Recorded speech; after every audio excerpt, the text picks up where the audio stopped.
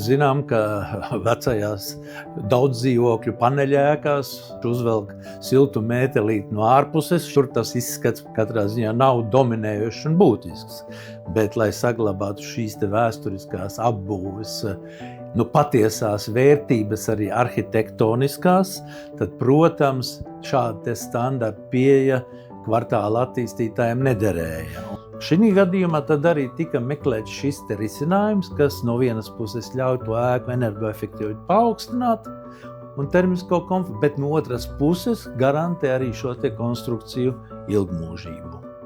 Lai to pārbaudītu, mēs nevaram veikt eksperimentu praksē daudzu gadu garumā, tiek izmantoti attiecīgi jau procesu matemātiskie modeļi, tātad kā siltums un mitrums, mitrais gaiss konkrēti, konstrukcijās izplatās, un faktiski šajā modelī mēs it kā izspēlējam, ja tā var teikt, kā mainīsies ūdens un ūdenstvaiku daudzums konstrukcija daudzu gadu garumā.